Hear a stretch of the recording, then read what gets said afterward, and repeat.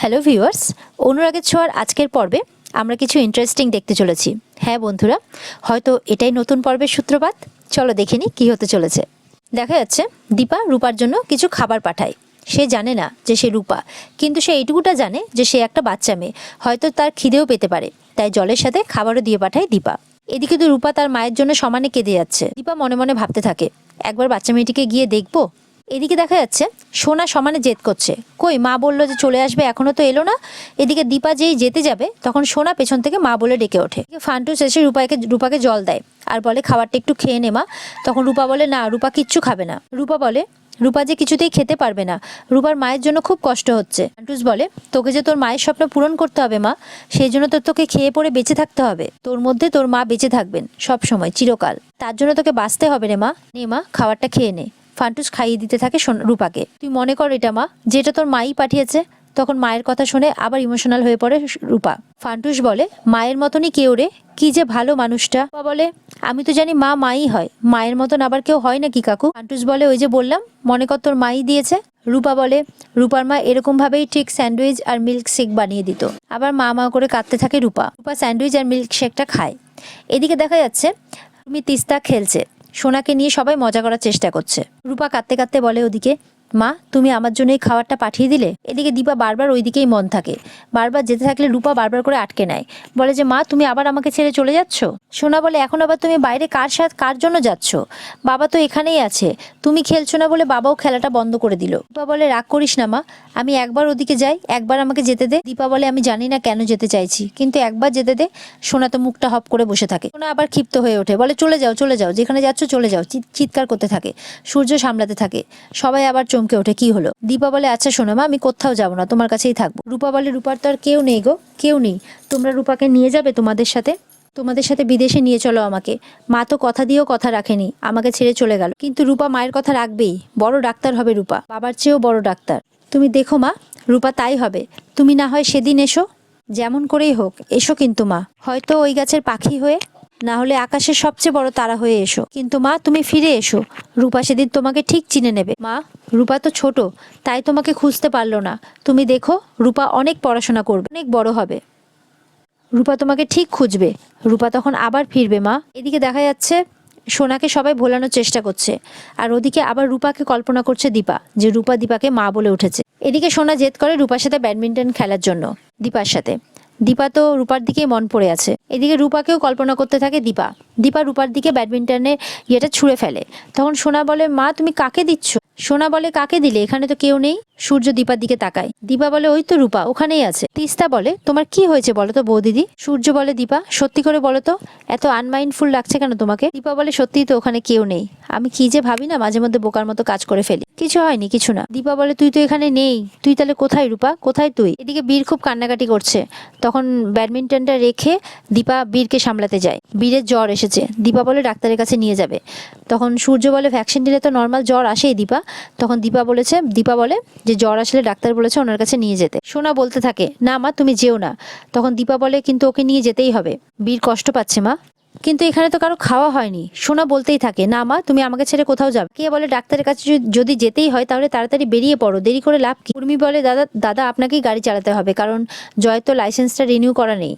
বলে কিন্তু কারো তো খাওয়া হয়নি। তখন ভিক্টর বলে যে কারো খাওয়াটা ইম্পর্টেন্ট নয়, আগে বীরকে ডাক্তার দেখানোটা বেশি ইম্পর্টেন্ট। জয় বলে তুই জানা আমি সবটা সামলে নেবো এদিকে। তখন সোনা বলে কি তুমিও চলে যাবে বাবা। বলে আচ্ছা ঠিক আছে, কাউকে নিয়ে যেতে হবে না, আমি বরং দিদিকে নিয়ে যাচ্ছি কেমন। কাকাই বলে তুমি বড় গাড়িটা নিবে, ওটা তো তোমার চালাতে অসুবিধে হয়।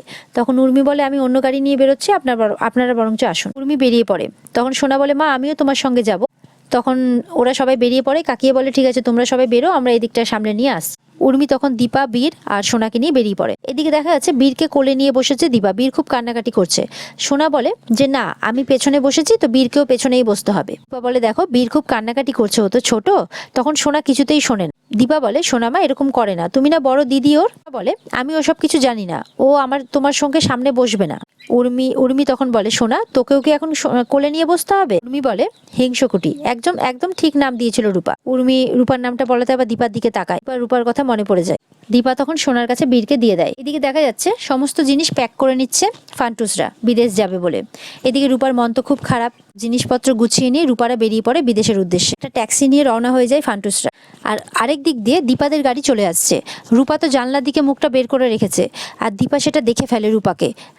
রূপাকে দেখে দীপা রূপা রূপা করতে থাকে। উর্মিকে বলে, উর্মি গাড়ি থামা। রূপা, দীপা চিৎকার করতে থাকে, তুই গাড়িটা ঘোরা না। উর্মি তো কিছুতেই বিশ্বাস করে না, এখানে রূপা কোথা থেকে আসবে। উর্মি বলে, তুই শান্ত হয়ে বস। দীপা বলে, আমি রূপাকে দেখলাম, তুই গাড়িটা ঘোরা। সোনা বলে, তুমি পাতা মেয়েকে দেখেছো মা, ও কোথায়? দীপা বলে, আমি এক্ষুনি রূপাকে দেখলাম, তুই গাড়িটা ঘোরা। আমি এক্ষুনি রূপাকে দেখলাম, হলুদ ট্যাক্সি করে ও গেল। উর্মি বলে, হলুদ ট্যাক্সিতে ও এখানে কি করবে বলতো? উর্মি তো কিছুতেই শোনে না। আর ও এখানে এলে আমাদের সাথে কন্ট্যাক্ট করবে না? কি বলছিস তুই এগুলো বলতো? উর্মি বলতে থাকে। দীপা বলে, আমি দেখেছি উর্মি, আমি এক্ষুনি রূপাকে দেখলাম, তুই প্লিজ গাড়িটা থামা। উর্মি গাড়িটা থামাই, বলে, দিদি তুই কি শুরু করলি বলতো? দীপা এতক্ষণ কল্পনা করছিল, আর উর্মি তো সেগুলো ভাবছে যে দীপা বোধহয় আবারও কল্পনা করছে, ওই জন্য উর্মি কিছুতেই বিশ্বাস করছে না। কিন্তু দীপা তো এবার সত্যি রূপাকে দেখেছে, সেটা দীপা কাউকে বোঝাতে পারছে না। উর্মি বলে, দেখ আমিও একজন মা, আমি তো বুঝতে পারছি তোর কষ্টটা, কিন্তু যেটা সত্যি সেটা তো তোকে মেনে নিতে হবে। দীপা বলে, তাহলে সেটা আমার চোখের ভুল, কিন্তু যে আমি রূপা মাকে দেখলাম। চুপ করে যায় দীপা। আবার গাড়ি নিয়ে তারা ডাক্তারের কাছে চলতে থাকে। এদিকে রূপা কাঁদতে থাকে, ওদিকে দীপা কাঁদতে থাকে। এরপরে এয়ারপোর্টে পৌঁছে যায় ফান্টুসরা। রূপা বলে, রূপা চলে যাচ্ছে, সবকিছু ফেলে রূপা চলে যাচ্ছে, সবকিছু পেছনে পড়ে রইল। ঠাকুর, তুমি হিংসুকুটি বাবা, কাকাই কাকিয়া সবাইকে ভালো রেখো। তোমাদের রূপার আর দরকার নেই, আর রূপারও তোমাদেরকে আর দরকার নেই। কিন্তু তুমি দেখো, তোমাদের সাথে আবার রূপার দেখা হবে। রূপা ফিরবেই, বড় হয়ে ফিরবে রূপা, মস্ত বড় ডাক্তার হয়ে ফিরবে রূপা। রূপা মায়ের স্বপ্ন পূরণ করবে। রূপারা রওনা হয়ে যায়। এদিকে দেখা যাচ্ছে বীর আবারও কাঁদছে গাড়িতে। বীরকে নেওয়ার জন্য দীপা বলে, বীরকে আমার কোলে দাও। তখন সোনা কিছুতেই শোনে না, বলে, বীর গেলে আমিও সামনে যাব। দীপা বলে, মা এরকম করে না, ভাই কাঁদছে, ওকে দাও, ওকে একটু সামলে নি, দাও আমাকে দাও। সোনা বলে, আচ্ছা ঠিক আছে, আমি তাহলে এবার কাঁদি। সোনা বলে, দীপা বলে, সোনা মা তুমি তো এরকম অবুঝ নাও, তুমি কেন এরকম কথা বলছো? ভাইয়ের তো শরীরটা ভালো না, তুমি তো জানো। দীপা বীরকে কোলে নিয়ে নেয়। সোনা বলে, তুমি ভাইকে কেন সামনে নিলে? তাহলে আমিও সামনে যাব। তখন দীপা বলে, জেদ করিস না সোনা, ভাই কাঁদছে, তুই দেখতে পাচ্ছিস না? ও তুমি ওকে কোলে নিবে, তাহলে আমাকে কোলে নিতে পারবে না? তখন উর্মি বলে, বাবা হিংসে দেখছিস? সত্যি, দীপা বলে। তখন সোনা বলে, ও আমি এখন বাজে পচা, সেটা কখন বললাম মা? দীপা বলে। তখন সোনা বলে, তাহলে তোমার কাছে আসতে দিচ্ছ না কেন? সোনা চিৎকার করতে থাকে গাড়ির মধ্যে, আমাকে এক্ষুনি কোলে নাও, এক্ষুনি। সমানে চিৎকার করে যাচ্ছে, কারো কথা শুনছে না। তুমি বলে, আচ্ছা মা, এরকম মাঝ রাস্তায় গাড়ি দাঁড় করানো যাবে না, একটু ফাঁকা দেখে আমি গাড়ি দাঁড় করাচ্ছি, একটু দাঁড়াও তুমি। সোনা বলে, না তাহলে আমি সামনে আসছি, বলে জেদ করে বেল্ট খুলে সামনে আসতে থাকে। বলে, তুই কি করছিস সোনা, তুই চুপ করে বস। এবার রেগে যায় সোনা, এবার কিন্তু বাড়াবাড়ি হচ্ছে, তুমি চুপ করে ওখানে বসো। কিন্তু সোনা পেছন থেকে সামনে আসার জন্য চেষ্টা করতে থাকে। বারবার করে সোনা বলতে থাকে, বীর যদি তোমার কাছে যায় তাহলে আমিও যাবো, যাবো যাবো যাবো। দীপা বলতে থাকে, সোনা এরকম করে না, সোনা আমার কথাটা শোনো। সোনা, এই সময় দেখা যাচ্ছে সামনে দিয়ে একটা গাড়ি আসছে। উর্মি সামলাতে পারছে না গাড়িকে, কারণ সোনা প্রচন্ড বাজেভাবে সামনের দিকে আসার চেষ্টা করছে, উর্মির অসুবিধে হচ্ছে। সোনাকে বলতে থাকে, সোনা এটা কি করছো সোনা? ঠিক সেই সময় সামনের দিকে গাড়িটা চলে আসে। উর্মি সামলাতে না পেরে অ্যাক্সিডেন্ট হয়ে যায়। কোন পরে দীপার জ্ঞান ফিরে যায়, সোনারও জ্ঞান ফিরে যায়, বীরও কাঁদছে, কিন্তু উর্মি অজ্ঞান হয়ে পড়ে আছে। গাড়িটা পুরো ঢালে দাঁড়িয়ে আছে, একটু নড়লেই গাড়িটা পুরো ঢালে পড়ে যাবে। বলে, কিচ্ছু হয়নি মা, তুই ওখানে দাঁড়া, তুই নড়িস না, আমি আসছি তোর কাছে, তুই একটু দাঁড়া। সোনা সমানে কাঁদছে, উর্মি অজ্ঞান হয়ে আছে। দীপা যেই দরজাটা খুলতে যাবে, দেখে দরজা খুলতেই নিচে খাদ। দীপা দরজাটা লাগিয়ে দেয়, বলে, হে ঠাকুর, আমি এবার কি করব? তুমি আমার সন্তানদের রক্ষা করো ঠাকুর, আমি যাতে ওদের বাঁচাতে পারি। এদিকে উর্মিকে ডাকতে থাকে, উর্মি, উর্মি কি হয়েছে তোর? সোনা বলে, এবার কি হবে মা? কাকিয়া তো কথা বলছে না, এবার কি আমি সোনামের মতো, রূপার মতো মরে যাবো, পাতামের মতো? রূপা বলে, না সোনা, কিচ্ছু হবে না, তোর পাতামের কিচ্ছু হয়নি, তোরও কিচ্ছু হবে না, তোর পাতামে মরেনি, তোরও কিচ্ছু হবে না মা, আমি তোদের কিচ্ছু হতে দেবো না। তাহলে আমরা যেখানে আটকে গেলাম মা? সোনা কাঁদতে থাকে আর বলতে থাকে। দীপা বলে, ভয় পাস না মা, কিচ্ছু হবে না, মাও যদি মরে যায় তাও তোদেরকে বাঁচাবে। উর্মিকে ডাকতে থাকে, উর্মি ওঠ, জ্ঞান হারাস না, উর্মি ওঠ, চোখ খোল, তোদের কারোর কিচ্ছু হবে না উর্মি। সোনা বলে, আমি দরজাটা খুলছি। তখন দীপা বলে, একদম দরজা খুলিস না মা। সোনা কিছুতেই কথা শোনে না, দীপা বলে যাচ্ছে, দরজাটা খুলিস না মা, দরজাটা খুলিস না। সোনা চেষ্টা করতেই থাকে, বলে, মা দরজাটা কিছুতেই খুলছে না। দীপা বলে, তুমি ওইভাবে নড়ো না মা, গাড়িটা এগোচ্ছে মা, তুমি চুপ করে বসো, এদিকে খাল আছে মা, এরকম করে না মা, তুমি বসো। সোনা বলে, মা আমরা বেরোবো কি করে? বীর তো খুব কান্নাকাটি করছে, কেঁদেই চলেছে। দীপা বলে, চিন্তা করিস না মা, মা আছে, কিচ্ছু হবে না। সোনা বলে, দরজাটা খুলে দাও আমায় মা। দীপা বলে, দরজা ভেতর থেকে বন্ধ আছে, ভেতর থেকে খোলা যাবে না দরজাকে, আমি বেরিয়ে গিয়ে খুলবো, তুমি একটু শান্ত হও। সোনা আবারও জেদ করতে থাকে এই অবস্থাতেও গাড়ির মধ্যে, মা আমার খুব ভয় করছে, আমি তোমার কাছে যাব।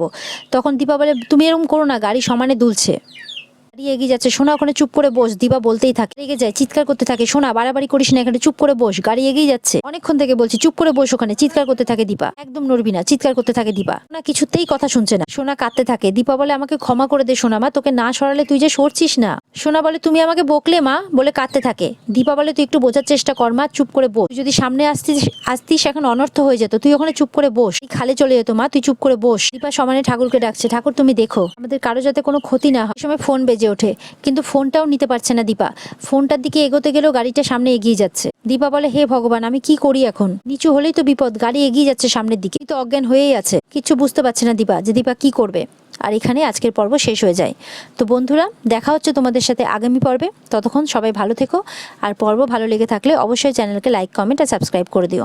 দেখা হচ্ছে আগামীকালকে। টাটা।